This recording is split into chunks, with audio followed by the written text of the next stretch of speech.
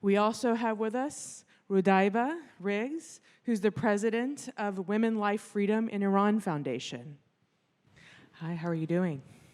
Hi. Hey. Roudabeh, thank you so much for sharing with me before, just outside when we were grabbing lemonade, before the story studio began, about your upbringing in Iran and what led you to what you're doing today. I was hoping you might be willing to share with our friends this evening about taking us through your journey in Iran, starting from when you were born until around, I know the first part is until you're around age 10. Sure. When I was born in Tehran, Iran, when I was around 1 year old, my parents divorced due to mental health issue that my father was suffering from it. And my mother, to get my custody, in her fight to get my custody, she had to give up all her rights, like to give up her dowry and child support and the permission to take me outside of the country in order to get my custody from my father who had mental health issues. My mother, prior to Islamic Revolution of Iran, got a scholarship, received a scholarship from Shah to go to Bangalore, India, and study and train to be an architect. So This is the 1970s. yeah, 1970s. And so that's her education was the only thing that could support us, to meet the ends need. And she used to work as an architect and as a teacher at a school of art to support us.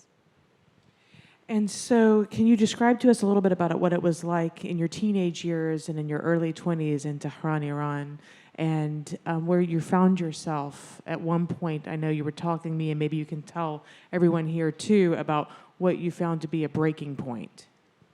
Sure. So I was born and raised in Tehran, which is a beautiful city with lots of restaurants, cinemas, park, and religious police are roaming in the street and make sure that all the people adhere to the Islamic law that government wants to enforce. And growing up, it was anti-American, was vogue. So I remember, for example, as a 5-year-old kid, I had to go to a school and stay in a line in the schoolyard and chant Death to America. And at the same time, my aunt who immigrated to America, she used to bring like chocolates and Barbies and dresses for us. So imagine what kind of confusion.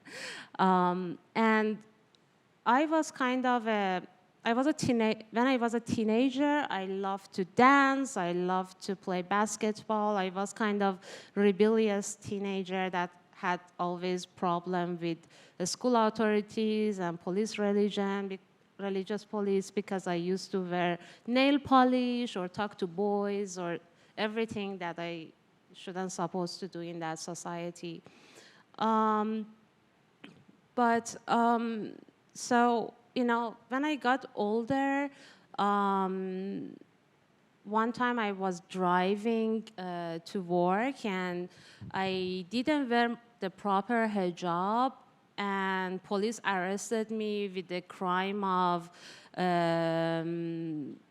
improper hijab while driving in public. And they took me to one of the government ministry building, and, literally that place looked like a courtroom. And thank God that really nothing serious happened to me. Like, they gave me a fine and they asked my mother come to take me home and bring a proper hijab to take me home. But And what were you feeling like in that moment? I was so scared and terrified because they could hold me there overnight in a cell. You were there overnight. Yeah, and most of the time they torture or, kill people. So that was really a scary moment in my life and in my mom's life. So we decided to, after that experience, to try to leave the country because we were so enraged with all this, discrimination against women's rights in particular.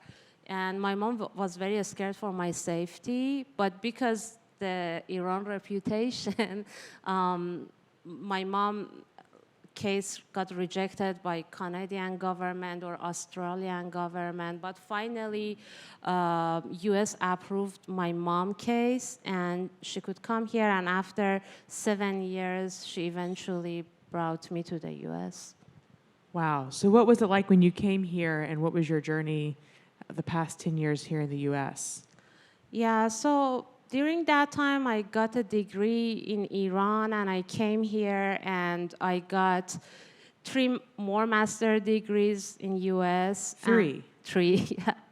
And although one of my master degree was in global development, and I work as an intern for United Nations and other women's rights NGOs, I try to avoid working and focusing on issues related to the Iran's geopolitics because government terrified us, and they usually kidnap even people from abroad or torture and detain their family members. So I was so scared to get involved in politics regarding the situation in Iran. But just, I was very inspired with the tremendous freedom that women have in United States, and I always wanted to see the same thing happen, and people in Iran can, experience that. But in September 2022, I accidentally watched the footage of the death of Mahsa Imani. I saw that, I remember that how I was scared when they took me to that ministry building of... And it was the same building? Yeah, exactly same building. And I remember how I was scared. And I could see from her body movement, it could communicate how she was scared when she was begging the police officer to let her go. So seeing that moment was kind of like wake-up call for me, and I think many other Iranian, that the government put this fear in our heart. So for the first time, I raised my voice, and I just wanted to raise the awareness about the situation in Iran. So I started attending and participating in protests in New York City. And eventually, I joined a team of leadership, and we started organizing, for example, more effective kind of protests, like die-in protests in Met Gallery, or, like we joined the New York City's Halloween with the slogan that your Halloween fantasy equals to Iranian everyday truth. And eventually I realized that there is a bigger need to, organizing, from being an activist, only activist, just focus on the policy. And as a daughter of a single mother who raised me in Iran, and as a young female adult who faced the struggles and difficulties in Iran, and as a immigrant who is a member of the Iranian diaspora, I founded the Women Life Freedom in Iran Foundation to raise the awareness and educate the non-Iranian people that there is a need for regime change in Iran, and at the same time trying to unifying the diversified loyalties and efforts of Iranian diaspora. So speaking of educating non-Iranian Americans, can you tell us a little bit about your shirt? Sure. So the shirt I have right now, this is, if you search for the hashtag of free too much Salehi, you can find that there is tremendous posts on Instagram and TikTok, and you can listen to his music. So Too Much is an Iranian rapper, and he wrote lots of lyrics against the Iranian regime, and since 6 months ago, they detained him and torture him, and he really needs medical attention, but the government doesn't let him to access the medical, attention, and he's actually facing execution, sorry, but and death threat from government. So I just want to, if you just understand the severity of the situation and how government treat Iranian inside Iran, that is the most important part of my effort to raise the awareness. Well, thank you, and thank you for your courage. Sure. Thank you.